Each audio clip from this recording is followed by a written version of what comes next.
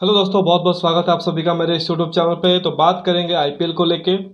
जब आईपीएल का ऑक्शन हुआ था तो सबसे जो ज़बरदस्त फ्रेंचाइजी दिख रही थी ऑन पेपर वो थी सनराइजर्स हैदराबाद। उस टीम को देख के लग रहा था कि यार वाकई ये टीम बनी है जिसको कि हमें देखना है।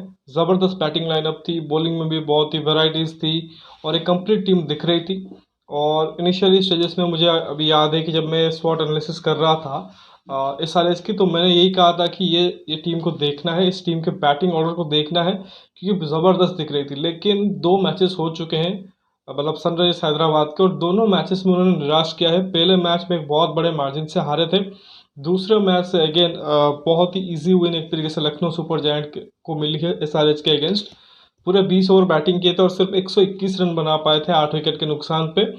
और जवाब में जो लखनऊ ने 5 विकेट खो के 4 ओवर रहते हुए रन चेज कंप्लीट कर लिया है। थोड़ा सा ट्रिकी विकेट था, जो सरफेस लखनऊ का है जो बना है वो थोड़ा सा स्पिन फ्रेंडली है, थोड़ा सा बॉलर फ्रेंडली विकेट है जहाँ पे आसान नहीं है बैटिंग करना। उस वजह से आप देखोगे कि एसआरएच बहुत ज़्यादा स्ट्रगल करते हुए दिखाई दी। लेकिन लखनऊ समहाउ उन्होंने भी थोड़ा बहुत एक तरीके से कहेंगे कि शायद इससे बेटर विन वो उम्मीद कर सकते थे कि शायद 2 विकेट 3 विकेट गिरे होते या थोड़ा पहले मैच जीत जाते। लेकिन आखिर में उन्होंने मैच जीत लिया है और अच्छे खासे मार्जिन से भी जीता है। तो पूरे मैच के बारे में बात करेंगे। तो देखिए, पहले आपको स्कोर कार्ड बता देता हूँ, फिर आपको बताऊंगा कि किस तरह से मैच गुजरा है। तो देखिए, 121 जैसा का एसआरएच तो टॉस जीतते हैं और अक्सर हमने देखा है कि टीमें प्रेफर करती हैं बॉलिंग फर्स्ट, लेकिन एसआरएच ने कहा हम बैटिंग करेंगे क्योंकि पता नहीं मे बी शायद ये सोचा होगा कि बॉलिंग उनकी बेहतर है, तो मे बी डिफेंड करने में भरोसा किया होगा। पहले बैटिंग किया और बैटिंग कुछ खास नहीं हो सका। अगेन ज़बरदस्त टीम है, लेकिन दो मैच हो चुके हैं और सबसे बड़ी प्रॉब्लम इनकी है कि अभी तक कॉम्बिनेशन सही तरीके से बिठा नहीं पाए। पिछले मैच में तो 3 खिलाड़ी इनके अवेलेबल ही नहीं थे। जो साउथ अफ्रीका के खिलाड़ी थे उनके कप्तान ही अवेलेबल नहीं थे। जब कप्तान अवेलेबल हुए वो खिलाड़ी भी अवेलेबल हुए, तो टीम सिलेक्शन में उन्होंने ब्लंडर कर दी। मतलब एक तो 3 ही ओवरसीज के साथ गए, जो चौथा था उन्होंने आड़ ही नहीं किया। ऊपर से हेनरी क्लासन और ग्लेन फिलिप्स जो कि डेजिग्नेटेड विकेट कीपर्स हैं, उनके बदले में एक इंडियन विकेट कीपर को लेके आए अनमोल प्रीत सिंह, जिनसे ओपन भी कराए। और उस चक्कर में अभिषेक शर्मा जो कि इस टीमों में काफ़ी समय से है, ऑलराउंडर है, टॉप में बैटिंग करते हैं, लेफ्ट आर्म स्पिन भी डालते हैं, उनको एक तरीके से निकाल दिया, मतलब उनको बेंच किया। फिर आप देखोगे कि अगेन पिछले मैच में जो फजल हक फारूकी थे जिन्होंने अच्छी बॉलिंग की थी, उनको भी टीम में शामिल नहीं किया। तो ऐसे कुछ कुछ चीज़ें थी जो कह सकते हैं कि सिलेक्शन इश्यूज रहे और वो क्लैरिटी नहीं दिखी टीम में। अब्दुल समद जो इम्पैक्ट प्लेयर थे पिछले मैच में, उनको टीम में ऐड किया, तो कंफ्यूज टीम एक तरह से फील्ड की थी। और उसके बाद वो स्टार्टिंग बहुत ही ख़राब हुई। अब देखो कि मयंक अग्रवाल सिर्फ 8 रन बना के आउट हुए, बाकी अनमोलप्रीत सिंह ने 31 रन बनाए हैं, लेकिन स्ट्राइक रेट बहुत कम है 119 की। और उतनी खराब स्ट्राइक रेट आप देखो राहुल त्रिपाठी की है, जिनके बारे में हम कहते हैं कि ज़बरदस्त इंटेंट से खेलता है, T20 का ज़बरदस्त प्लेयर है, लेकिन पिच के ऊपर वो भी स्ट्रगल करते हुए दिखाई दिए। 41 बॉल में 35 है, यानी कि 85.37 की स्ट्राइक रेट है। बहुत ही ज़्यादा स्ट्रगलिंग इनिंग्स थी। बाद में मकरम जो कि उनके कप्तान है वो पहली बॉल पे आउट हुए। हैरी ब्रूक जिनके पास बहुत ज़्यादा पोटेंशियल है, जिनसे उम्मीदें बहुत थी, लोग उनको ही एक तरीके से देख रहे थे इस टीम में कि इनको खेलते हुए देखना है, वो सिर्फ 3 रन बना पाए। वाशिंगटन सुंदर को भेजा था ऊपर, उन्होंने 16 रन, और अब्दुल समद ने जाते जाते 21 के 10 बॉलों में, जिसके चलते एक रेस्पेक्टेबल टोटल तक एसआरएच पहुंच पाई। बाकी ये भी सवाल रहेगा कि अगर आपने 3 इनिशियल खिलाए थे फॉरेनर, तो मे बी हेनरी क्लासन या ग्लेन फिलिप्स को ऐड कर सकते थे अगर आपकी बैटिंग इतनी ख़राब हो रही थी, लेकिन उन्होंने ऐड ही नहीं किया। अगर लखनऊ की बात करें तो लखनऊ ने बहुत सारे इनके पास बॉलिंग विकल्प थे जिनको इन्होंने यूज़ किया है। आप देखो 8 बॉलिंग विकल्प है इनके पास, देखिए तो बहुत ज़्यादा ऑप्शन लेके एक तरीके से लखनऊ चल रही थी, जिसमें आप देखो कृणाल पांड्या सबसे बेहतर निकले, 4 ओवर में 18 रन देके 3 आउट किए जिन्होंने इनिशियली बॉलिंग किए थे। फिर अमित मिश्रा जी जो एक्सपीरियंस कैंपेनर है, उनको मैच में आज खिलाया था। पिच को देखते हुए उन्होंने 4 ओवर में 2 आउट किए, 23 देख के। रवि बिश्नोई बहुत इकोनॉमिकल रहे, 4 में 16 देकर एक। यश ठाकुर 3 में 24 रन दे के एक। और बाकी आप देखो तो जैसे का 8 गेंदबाज का यूज़ किया है बढ़िया तरीके से केएल राहुल ने, तो एक अच्छे स्कोर पे रोक लिया। और बाकी जब रन चेस की बारी आई तो विकेट इनके भी गिरे शुरुआत में। काइल मेयर्स जो इनफॉर्म चल रहे थे वो सिर्फ 13 रन बना के आउट हुए। बाकी दीपक हुड्डा सिर्फ 7 रन बना पाए, लेकिन दूसरे एंड से केएल राहुल ने धीमी सही लेकिन इम्पोर्टेंट इनिंग्स खेली, 31 बॉल में 35 की। कृणाल पांड्या का बढ़िया दिन था, बॉलिंग के साथ कंट्रीब्यूशन था, साथ में 23 बॉल में 34 रन किए बल्ले के साथ। बाकी 10 रन स्टोइनिस नॉट आउट, बाकी रोमनी शेफर्ड 0 पे आउट हो गए और निकोलस पुरन ने आके 6 बॉलों में एक चौका और एक छक्के के साथ मैच फिनिश कर दिया है। और जहाँ तक इनकी बॉलिंग की बात करें, अगेन जो बैटिंग में हमने देखा जो कंफ्यूजिंग था वही बॉलिंग कंफ्यूजिंग दिखा। एक तो इम्पैक्ट प्लेयर आपने जब देखा कि स्पिनरों के लिए इतना मदद है, तो इम्पैक्ट प्लेयर में भी अब स्पिनर ऐड कर सकते थे, लेकिन उन्होंने फजल हक फारूकी को इम्पैक्ट प्लेयर ऐड किया। बाकी भुवनेश्वर कुमार ने 2 ओवर में 19 रन देके एक आउट किया।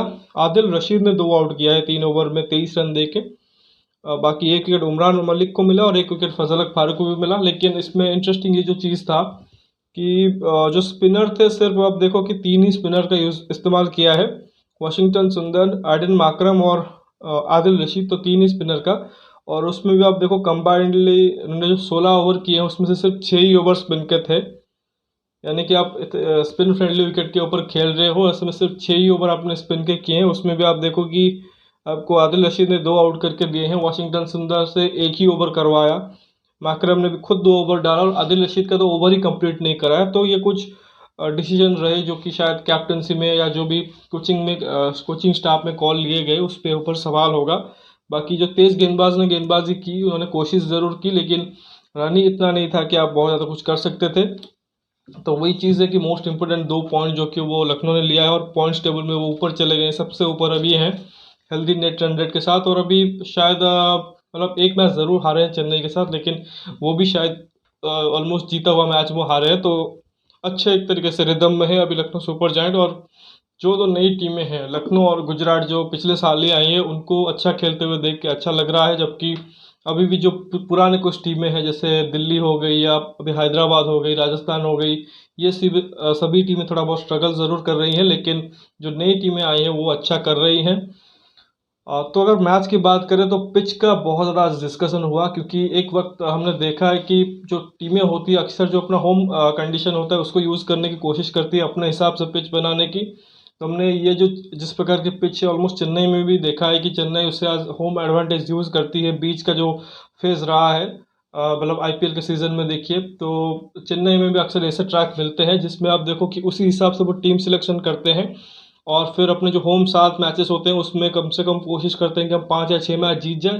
फिर अवे गेम्स जो कि मुश्किल ही होते हैं उसमें अगर 2-3 मैच हम जीत जाते हैं फिर इजी होता है एक तरह से किसी भी टीम के लिए। तो शायद उसी हिसाब से लखनऊ ने टीम भी बनाई है, स्पिनर अच्छे खासे क्वालिटी स्पिनर रखे हुए जिसमें कृणाल पांड्या हो गए, फिर आपके रवि बिश्नोई हो गए, अमित मिश्रा जी को लेके आए हैं, कृष्णापा गौतम भी वहाँ पे है, तो बढ़िया अच्छा खासा स्पिन अटैक है।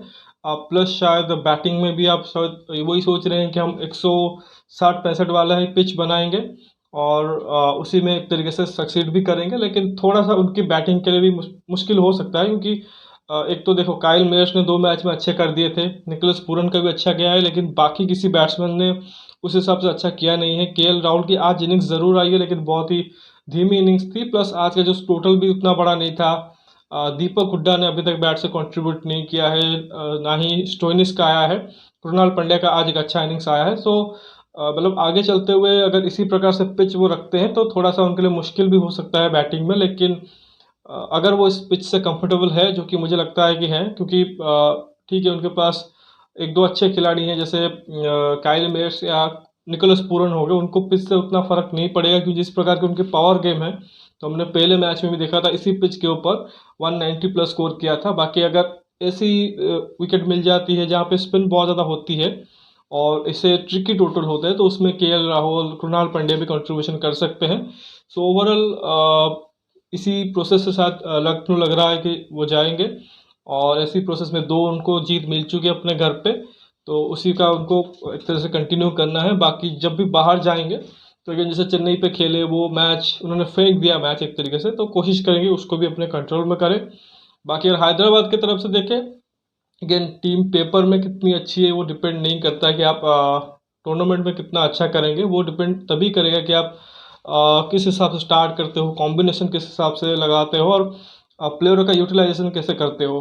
पहले मैच में तो आपके पास प्लेयर अवेलेबल नहीं थे सभी, दूसरे मैच में जब अवेलेबल हुए तो आपने बहुत ज़्यादा जो कंफ्यूजिंग एक तरीके से सिलेक्शन किया और वो समझ भी नहीं आया। और एक जो चीज़ है इम्पैक्ट प्लेयर को लेके कि किसी किसी टीम में वो बढ़िया काम कर जाता है, लेकिन किसी किसी टीम में वो बैकफायर भी कर जाता है। तो अभी तक तो हमने नहीं देखा है कि इस टीम ने एसआरएच ने इम्पैक्ट प्लेयर को सही तरीके से इस्तेमाल किया है। हमने एक इम्पैक्ट प्लेयर के रूप में ध्रुव जुरेल को देखा था आरआर में, जिसने ज़बरदस्त बैटिंग की थी। लेकिन इनका जो इम्पैक्ट प्लेयर आया है अभी, तो उस हिसाब से परफॉर्मेंस नहीं आया है। कल भी जो हमने शायद देखा था कि केकेआर ने श्रेयस शर्मा को इम्पैक्ट प्लेयर यूज़ किया था, उन्होंने बहुत ही बढ़िया किया था। तो देखना पड़ेगा एसआरएच के लिए। हालांकि अभी 2 ही मैचेस हुए हैं, 2 हार चुके हैं, तो अभी उतना शायद आप नहीं कहो कि 2 मैचेस के बेसिस पे जज कर दें। लेकिन एक इनिशियल थॉट आया है कि ये टीम अभी इनको कॉम्बिनेशन सही तरह से बिठाना पड़ेगा, और बाकी कॉम्बिनेशन वंस बिठ भी गया तो इनको परफॉर्म करना पड़ेगा। क्योंकि जितने भी नाम हैं अभी, मतलब उसमें आप देखो कि अच्छे खासे खिलाड़ी है, लेकिन कोई बहुत बड़ा ऐसा खिलाड़ी नहीं है जिसके आप आंख बंद के ट्रस्ट कर सको। जैसे मयंक अग्रवाल हो गए, आईपीएल से बहुत समय से खेल रहे हैं, लेकिन कंसिस्टेंट कभी भी उतने नहीं रहे हैं। शायद एक आधा सीज़न पंजाब के लिए याद आता है। बाकी अभिषेक शर्मा भी अभी यंग है, और वो डिसीजन मुझे सबसे ज़्यादा हैरान लगा कि अगर, हाँ, अगर इंजरी हुई हो तो अलग चीज़ है, बट अनमोलप्रीत सिंह से बॉल भी पकड़ नहीं जा रही थी। मतलब वो शायद जेन्युइन विकेट कीपर नहीं है, वो स्ट्रगल कर रहे थे विकेट कीपिंग में। तो आपने उनको कैसे रिप्लेस कर दिया? अभिषेक, मेरी सोच ये है कि अभिषेक शर्मा को जो जितने में हमने देखा है, आपने उनको ट्रस्ट किया है, आपने उनको रिटेन किया है। अच्छे खासे ऑलराउंडर है, बॉल भी डाल के दे देते हैं, लेफ्ट आर्म स्पिन, ऐसे पिच के ऊपर वो 4 ओवर इजीली डाल सकते हैं, तो उनको आपको ट्रस्ट करना चाहिए। मैं कम से कम आप उनको ट्राई कर सकते हो कि आप उनको 7-8 मैचेस दो। एक ही मैच पे बाद उनको आपने ड्रॉप कर दिया। बाकी विकेट कीपर एक बहुत ही इंपॉर्टेंट रोल प्ले करते हैं एक तरह से मैच में, चाहे गेंद को कलेक्ट करना हो या डीआरएस में भी इन्वॉल्वमेंट रह रहा है या फील्ड प्लेसिंग में भी, तो आपको वहाँ पर एक्सपीरियंस है आपके पास ग्लेन फिलिप्स और हेनरी क्लासन के रूप में, आप अनमोलप्रीत सिंह से वहाँ पर विकेट कीपिंग करा रहे हो। उन्होंने स्ट्रगल भी किया है, सो वो भी सही नहीं लगा। तो कुछ कॉल्स है जिनको उनको लेने पड़ेंगे। अगेन, जो जैसा कहा कि बड़े खिलाड़ी है, लेकिन मयंक को जैसा कहा कि Abhishek Sharma, even Aiden Markram हो गए, फिलिप्स या क्लासन जो भी खेलते हैं, इवन हैरी ब्रूक, ये सब उतने मतलब आईपीएल स्टेज में अभी तक उस हिसाब से नाम नहीं बना है। तो जैसे कि सपोज मैं कहता हूँ कि केएल राहुल ही हो गए, अभी तक शायद आईपीएल उस हिसाब से जीता नहीं है, लेकिन केएल राहुल का एक हिस्ट्री रहा है कि लगातार कंसिस्टेंटली परफॉर्म किया है आईपीएल में। लगातार 500 550 रन का सीजन दिया है, लेकिन वो चीज़ शायद इनमें से किसी बैटर के रूप में आप नहीं कह सकते। हाँ, इतना है कि वो स्पिन बढ़िया खेलते हैं, पेस अच्छा खेलते हैं, तो एक कॉन्फिडेंस था कि वो अच्छा कर जाएंगे। लेकिन पहले 2 मैच में एटलीस्ट वो चीज़ दिखा नहीं है। उम्मीद करेंगे कि आगे वो दिख जाए। अब बाकी जो कल भी डबल हेडर है, और इसके बारे में मैंने एक और वीडियो किया हुआ है ऑलरेडी, वो अभी प्रोसेसिंग में है, आपको मिल जाएगा। एल क्लासिको कल है, चेन्नई और मुंबई के बीच मैच है रात को वानखेड़े में। इससे पहले राजस्थान और दिल्ली का भी मैच है, तो उम्मीद करता हूँ कि वो मैच भी आप देखोगे, और वो जो वीडियो मैंने किया है उसे भी आप देखिए। फिलहाल इस वीडियो में बस इतना ही। आशा करता हूँ आपको वीडियो अच्छा लगा होगा, तो वीडियो को लाइक कर दीजिए, साथ ही चैनल को सब्सक्राइब जरूर कीजिए, और दोस्तों तक शेयर भी कीजिए। साथ ही नोटिफिकेशन की जो घंटी भी है वो भी बजा लीजिए। बाकी जो मेरा अगला चैनल है जो उड़िया में आ रहा है, अगर आप उड़ीसा से हो, अगर आपको उड़िया में इंटरेस्ट है, इसको तो देखते रहिए, साथ ही वहाँ पे भी जाके जो कंटेंट है उसे देखिए। बाकी मिलते हैं कल मैच के बाद, तब तक के लिए धन्यवाद। जय हिंद।